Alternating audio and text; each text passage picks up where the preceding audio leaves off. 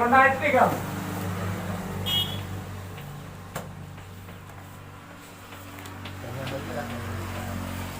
का ओस्टवाल्ड विधि।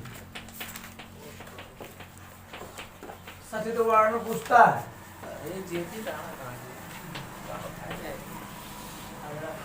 बहुत लंबा है, ध्यान रखिए। ठीक है, पहले 3 स्टेप में इसका रिएक्शन होता है। पहला रिएक्शन, जब अमोनिया को ऑक्सीजन के साथ मिलाते हैं प्लेटिनम धातु की उपस्थिति में और 1100 केल्विन टेम्परेचर, तो हमारा बनता है NO और जल, नाइट्रोजन ऑक्साइड। ठीक है, बैलेंस भी बराबर बाद में बराबर करते हैं। सेकंड स्टेप जो हमारा, उसमें आप नाइट्रिक सोडियम नाइट्रोजन ऑक्साइड की क्रिया ऑक्सीजन से होती है, ये बना लेता है नाइट्रोजन डाइऑक्साइड। लास्टली आपका नाइट्रोजन डाइऑक्साइड की क्रिया जल से होती है, तो बनाता है हमारा HNO3 और नाइट्रस अम्ल। जो हमारा नाइट्रस अम्ल होता है HNO2, ये लास्ट में बाद में चेंज हो जाता है इसमें नाइट्रिक अम्ल। ठीक है, अब इसकी बैलेंस बराबर करते हैं, ध्यान दीजिए। एक N है, यहाँ पे 3H है, यहाँ पे 2H है, यहाँ 2 कर दो, 3 दूनी 6 हो गया, यहाँ 3 कर दो, ये। अब यहाँ पे 2 O है, यहाँ पे 3 और 1 4 O है, 4 तो है, 2 से गुणा करेंगे, लेकिन यहाँ 2 N हो गया तो 2 N यहाँ कर दो।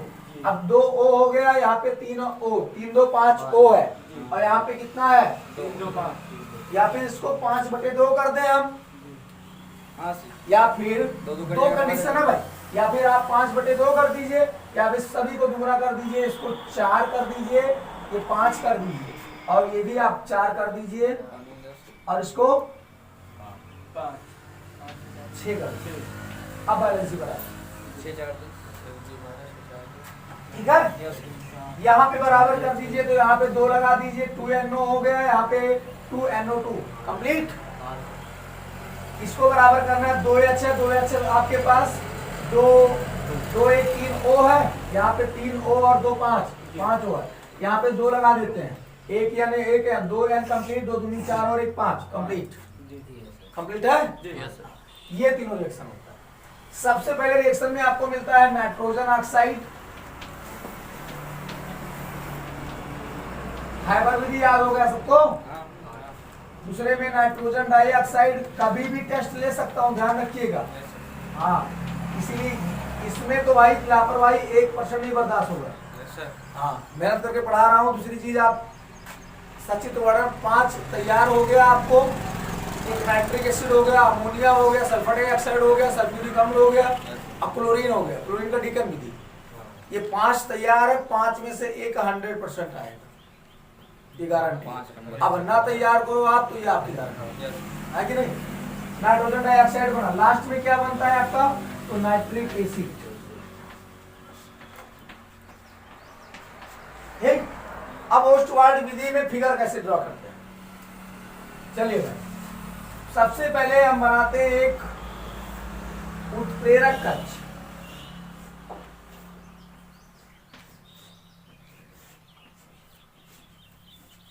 उत्प्रेरक कक्ष है, इसमें जाली लगी है, किस चीज की जाली, प्लैटिनम की जाली, वहां देख सकते हो जी। उत्प्रेरक का कार्य कर रहा है प्लैटिनम की जाली लगी होती है, और इस कक्ष का टेम्परेचर 1100 केल्विन लगभग 800 डिग्री सेल्सियस तक होता है। ठीक है, यहां से एक नली निकाल दीजिए, जो लेके आएगी गैस को शीतलक में। शीतलक का मतलब होता है फ्रीजर, जहां पे आप ठंडा करते हो। पानी नहीं भरा इसमें, इसमें आया, और इसमें आने के बाद एक चैम्बर में आता है, जो चैम्बर हमारा बोला जाता है ऑक्सीडेशन चैम्बर, ऑक्सीकरण कक्ष बोलते हैं। ठीक है, इसके बाद यहां से एक और आपके पास कक्ष होता है, ऑटोकर कक्ष।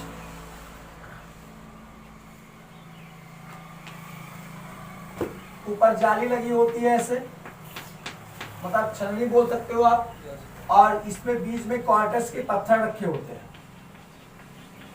ये क्वार्टर के पत्थर इसलिए रखे होते हैं, ना तो ये पानी के साथ रिएक्ट करते हैं और ना ही किसी दूसरे गैस के साथ, दूसरे कंपाउंड के साथ रिएक्ट करते हैं, अक्रिय होते समझ सकते हो आप, ठीक। और यहाँ पे आपका पानी के रूप में इकट्ठा हो जाता है क्या, नाइट्रिक एसिड, और इसको ऐसे हम टोटी के द्वारा बाहर निकालें। ये पूरा प्रोसेस होता है। क्या क्या है, ये आपका प्लेटिनम की जाली है, पूरा बोल सकते हो आप उत्प्रेरक कक्ष, ये आपका शीतलक है ठंडा करने के लिए, ये आपका ऑक्सीकरण कक्ष है, मतलब ऑक्सीडेशन चैम्बर, ठीक। और ये आपका अवशोषण कक्ष है।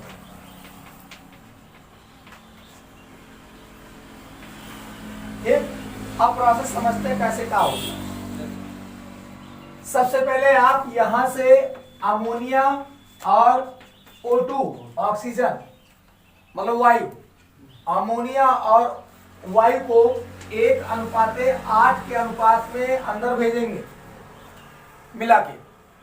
जब अमोनिया और ऑक्सीजन अंदर जाएगा तो प्लेटिनम की जाली उपस्थित होती है उत्प्रेरक के लिए, और 1100 केल्विन टेम्परेचर है। यहाँ पे ये रिएक्शन करता है, और रिएक्शन करने के बाद बना लेता है क्या, नाइट्रोजन ऑक्साइड, NO, ठीक। इस कक्ष में नाइट्रोजन ऑक्साइड जब बन जाता है तो वो आगे, चूंकि भाई अत्यधिक टेम्परेचर है 1100 केल्विन, बहुत ज्यादा गर्म होता है, तो इस पाइप से होते हुए शीतलक में आ जाता है, और शीतलक से जब गुजरता है तो ठंडा हो जाता है गैस। अभी भी आपका यहां से क्या होके आ रहा है, तो NO ही आ रहा है। ऑक्सीडेशन कक्ष में क्या होता है, ऑक्सीजन होती है, जहां पे इसका ऑक्सीकरण होता है। इसका ऑक्सीकरण जब होता है NO का, तो यहाँ पे रिएक्ट करके क्या बना लेता है, NO2 बनाता है, नाइट्रोजन डाइऑक्साइड, सेकेंड वाला रिएक्शन, ठीक। नाइट्रोजन डाइऑक्साइड बनाया। अब नाइट्रोजन डाइऑक्साइड इधर से अवशोषण कक्ष में प्रवेश करती है, तो चूंकि गैस होती है आपकी नाइट्रोजन डाइऑक्साइड, तो ये ऊपर उठती है, कोई भी गैस ऊपर उठती है, तो ये भी नाइट्रोजन डाइऑक्साइड ऊपर उठती है।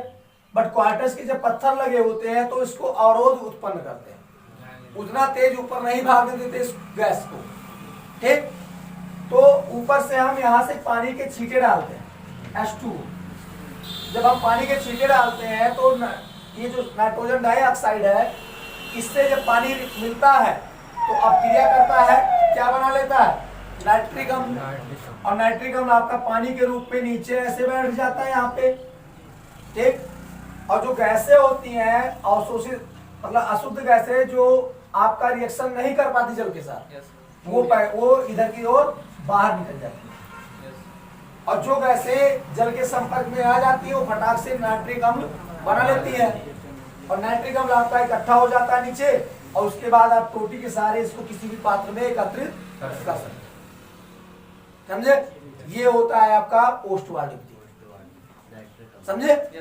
इसमें जो पहला रिएक्शन आपका हुआ है, ये रिएक्शन आपका होता है उत्प्रेरक कक्ष में, ए वाला रिएक्शन। जो दूसरा रिएक्शन होता है आपका, वो होता है ऑक्सीकरण कक्ष में, मतलब बी, इसमें। और जो तीसरा वाला रिएक्शन होता है आपका नाइट्रिक अम्ल जब बनता है जल वाला, तो ये इसमें संपन्न होता है अवशोषण कक्ष, ठीक। क्या क्या होता है भाई, फिर से एक बार रिवाइज करो। अमोनिया ऑक्सीजन के साथ मिला के जब उत्प्रेरक कक्ष में प्रवेश करती है तो प्लेटिनम की जाली और 1100 टेम्परेचर होने के कारण या इसी में रिएक्ट करती है, रिएक्शन करती है और NO बना लेती है। अब NO चूंकि काफी गर्म होती है, इसे हम शीतलक से गुजारते हैं, शीतलक से गुजारने पे ये ठंडा हो जाता है, और ठंडा होने के बाद आराम से फिर NO ऑक्सीकरण कक्ष में पहुंच जाता है। ऑक्सीकरण कक्ष में पहले से वायु मौजूद होती है जो NO को परिवर्तित कर देती है NO2 में, क्योंकि इसका ऑक्सीडेशन हो जाता है, अब NO2 इधर आगे बढ़ती है तो ऊपर की ओर उठती है, हम ऊपर से जल डालते हैं, जल हमारा क्वार्टज पत्थर से होते हुए कहाँ नीचे आता है, और ये भी आपका ऊपर जा रहा है, वो नीचे आ रहा है, दोनों आपस में जहां पे मिलते हैं वो आराम से HNO3 का निर्माण कर देते हैं। ठीक, कुछ मात्रा में आपका नाइट्रस अम्ल भी बनता है इसमें, लेकिन ये नाइट्रस अम्ल बाद में आपका नाइट्रिक अम्ल में ही परिवर्तित हो जाता है। ठीक, हाँ, ये होता है होस्ट वार्ड विधि, इंपॉर्टेंट है भैया। चलिए।